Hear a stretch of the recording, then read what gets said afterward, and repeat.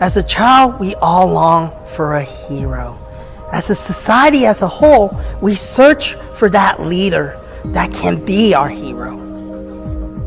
But as we mature and as we grow, it dawned on us that the hero is inside every one of us. And in the world's social media, we all start at zero. And slowly we search deep within ourselves to find who we are. And we have that moment of truth where we embrace that the hero that we've been searching for has been there all along. It is living deep inside of every one of us. And we start embracing that journey and we become that hero that we search for.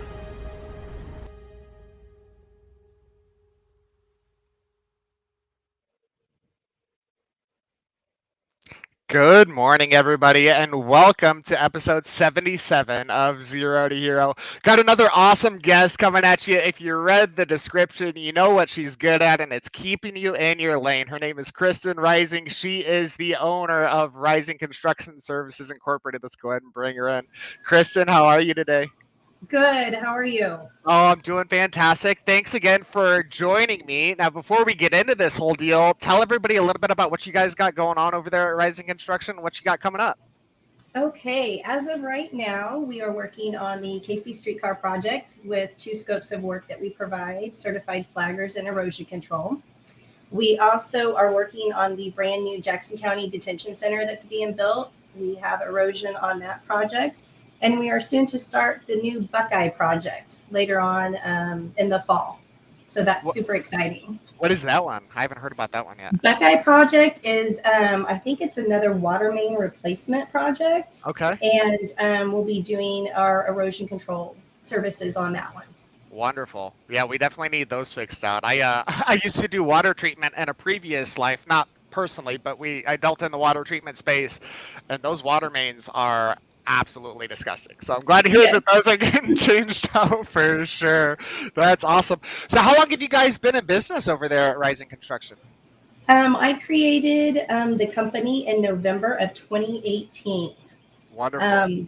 Just decided that needed to take that leap of faith, maxed out all your credit cards, drain your savings, and then jump off the high dive, right? Yeah, absolutely. Well, I'm glad that you got a couple of years in there before the world went crazy to kind of get your feet wet and get things going. So that's definitely good. Well, cool. So let's get into the meat of the show here. So not really Rising Construction Services, but in a couple sentences, tell us who you are. Who is Kristen Rising? Oh gosh, I am a woman business owner in the construction industry, which is quite difficult at times. Yeah. I knew that I always wanted to be in charge of something and do a project that could give me means to do really who I am. So my construction company is a union construction company where we supply 3 scopes of work. We provide union traffic control, erosion control, and concrete work.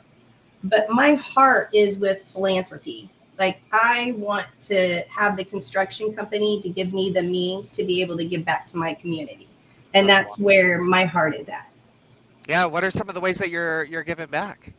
So I had a goal set when I started the company that I wanted to have a nonprofit by the time the company was 5 years old. I'll be 5 this November, and that's obviously not going to happen. But I still want to do it, and it's based on food. I just purchased a commercial property in Independence, Missouri, and I'm going to have a raised bed garden that can kind of help supply food to my employees to help offset the cost of their groceries. Plus, it'll be non-pesticide, non-GMO. It's actually going to be food that doesn't harm your body when you eat it. And there's like a little homeless camp around the corner from my office building, to where if they want, they can walk into the garden and get food to help sustain, because, you know, they are homeless, and that's a huge issue that this country has. So I'm trying to just find little ways that I can provide and give back to my surrounding community. I love that. That's so important as well, and it is really an important spot in the city that really deals with that as well. So that's amazing for sure. And I would love to see it start there and kind of go all over the city. I would love to see community gardens everywhere. So that'd be really, really cool. Cool. So you started the company in 2018. So you're coming up on 5 years here. Now, when you started the company, I assume like every other company out there, your social media presence was very small, right? We kind of started at zero, right? So talk about that journey and how you've really transformed your social media from 0 followers to where you're at now. Oh gosh, that is extremely difficult. It's just showing up, being out, and engaging with people, letting people know who you are, what you're about, directing them to those social media sites and your website, just where they can get like a bigger picture of what you do and what you can offer. I'm extremely old school to where I still believe in the handshake. You know what I mean? When I give Yeah. somebody my word, I want you to know that I'm good for my word. I'm not going to tell you something just to tell you to make you happy. Right. And I'm hoping that people are catching on, with doing business with me, that I'm here. I'm approachable. You can talk to me and ask me questions. I really do try to be here for all my employees. We have 30 of them now. Wow. So that's extremely challenging at times. Yeah. But just trying to make sure I show up and that I'm out there. And then that way people can kind of Google search me or look me up on any social media and just kind of learn more about who I am. Yeah, absolutely. And one of the things that we've been talking about at J29 recently is really taking that online community, right, and making that an analog community where those handshakes are meaningful, right? You're meeting people online. Have you had that experience that where somebody's maybe seen you on social media and then they see you in person and they're like, "Oh my gosh, Kristen, I know you." Sometimes it's happened a couple of times, and I Yeah. get this a lot, that I always look completely different in person than I do Yeah. on social media. So I don't know. Maybe it's the lighting. I don't get it, but Yeah, it really depends on where. I've been talking with Kevin, our founder, recently. I'm like, LinkedIn really needs like a photo section, right? Because there's so many connections that are made on LinkedIn, but they only have that one little small part, where you've got your picture, and it seems like nobody looks like that. I know I certainly exactly. don't anymore after I got off the beard, right? So, yeah, it's hard, right? I mean, we got to keep people updated on what we're looking like. So when they run into you at a networking event, it's like, "Oh, Gino," or "Hey, Kristen," right? It's way Yeah. easier. So that's awesome. Now, Kristen, every superhero has a defining moment, right? What do you think yours is when it comes to not only your life but your career?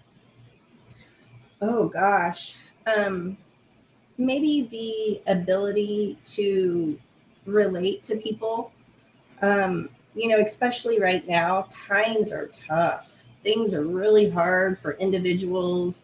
And just to make sure that I can be the leader that my company needs me to be.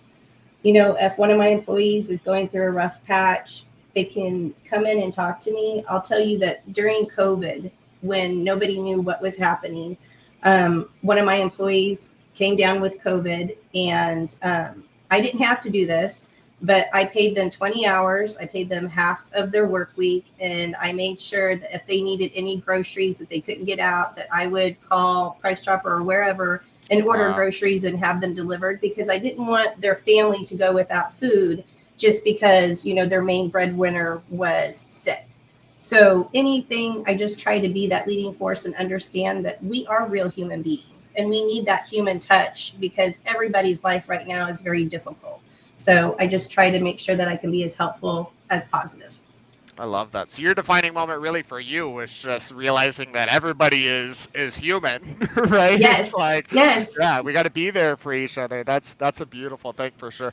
And I tell you what, a lot of companies weren't paying anybody anything when they came down with COVID. I worked for a corporate conglomerate at the time, and the only time that I officially got COVID, I was out for 2 weeks, and I had to use up basically all of my PTO. Right, Exactly. to be able to make sure that we had income coming in still. My wife works as well, which is a blessing, that we're able to lean on each other there. But yeah, I mean, it's you're kind of high and dry there, right? If there's you don't have that PTO, or you don't have an employer like Kristen, right? That's like, hey, I'll Right. help you out still, even though Because you're not working. Exactly, because my people are union, which means that their wages are exponentially higher than most regular W-2 jobs. And that's not a billable service. I couldn't bill a customer for that. That's just something that came part of the company. You know, one of my Right. people, they were in need. And if I'm able to do so, I'm happy to help. That is beautiful. That's definitely a beautiful thing. Well, next question here for you, Kristen. Kristen, all heroes have attributes, right? What do you feel are the real attributes that define what a hero is? Oh, gosh. I think the ability to listen, help, provide guidance when it's needed. Um, you know, I'm learning that there's a boss and there's a good leader. And a boss to Yeah. me is somebody that just kind of micromanages and harps at you every single minute of the day. And a leader is somebody that my people can look up to and that I can help possibly define some of things that are going on in their lives to make their life better, because it just takes one small action, you know, one small act of kindness to kind of help shift things for other people. And I don't know, I think that's something that a lot of people can't offer, owning a business. But I really try to make sure that I can provide everything that's needed for my people, just to make sure that they're successful.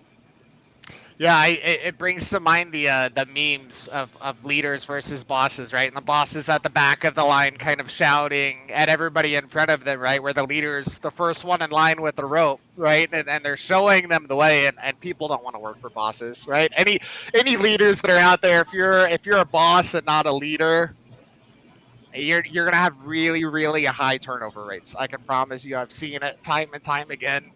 People hate working for bosses, right? And I imagine you being the leader that you are, you don't deal with that issue. I mean, do you find that you're able to keep employees around pretty easily?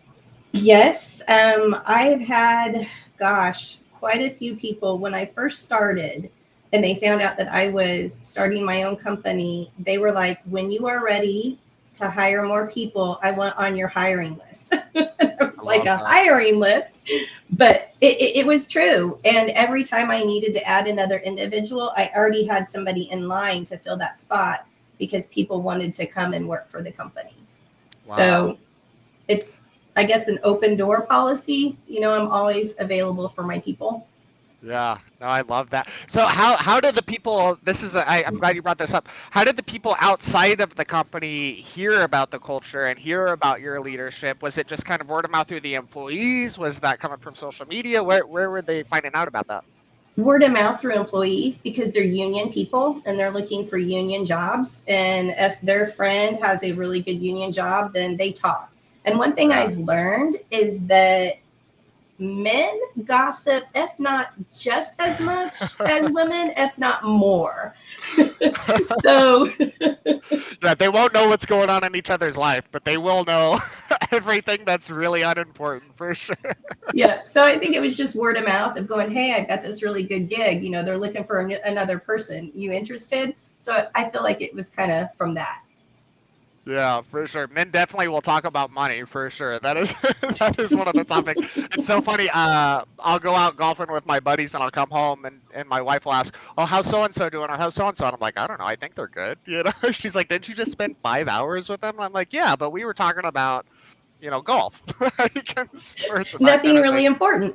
Right, and then my wife will talk to his wife for 5 or 10 minutes and know everything that's going on in the next like year with them. It's so funny, That's but so true. yeah, it's depending on the topic, we will go back and forth forever. But yeah, it's so funny. Now, if you had to pick one superhero, Kristen, that relates best to Kristen Rising, who would that be? And tell us a couple reasons why. Oh gosh, Wonder Woman has always been my favorite, and it really kind of solidified that when Gal Gadot, Yeah, who Gal plays, Gadot, yeah. I mean, it's just the empathy that she has for people. You know, plus it doesn't hurt to be kind of half human, half demigod. You know what I mean? Where you're Yeah, invincible. I get told sometimes I think I'm invincible, but I know that I'm not. I just attack problems head on. You know, uh, I've learned that if you let something fester like a splinter, you're going to end up with a bigger mess than if you just go for it and pull that splinter out right off the bat. And that's kind of how I deal with situations. I just kind of take charge, chop the head off the snake if I need to, and then fix the problem. And I just feel like that she's just amazing. I've always just been a huge fan of Wonder Woman, and I just want to go in and take charge and solve the world's problems. But I know that's not possible by just one person.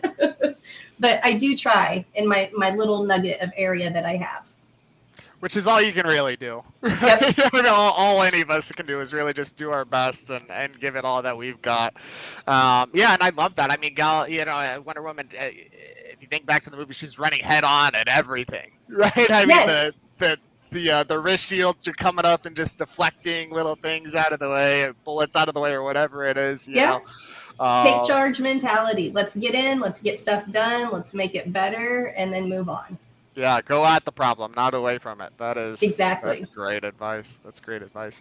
Well, Kristen, thanks so much for coming on the show. You are absolutely amazing. What are some ways that the people out there, whoever is watching, can keep up with Rising Construction, keep up with you, follow what you're doing? I have social media apps. You can find Rising Construction on Facebook. You can find me on Twitter, LinkedIn, Instagram. Gosh, I think I have a YouTube channel, and I'm also on TikTok for business. But I'm working on developing those a little bit better. But yes, I'm on every platform. You just type my name in, and I should be able to pop up. Yeah, so definitely check out Kristen Rising or Rising Construction Services Incorporated. Kristen, thank you so much for coming on the show. You're awesome. Oh, thank you so much. I appreciate it.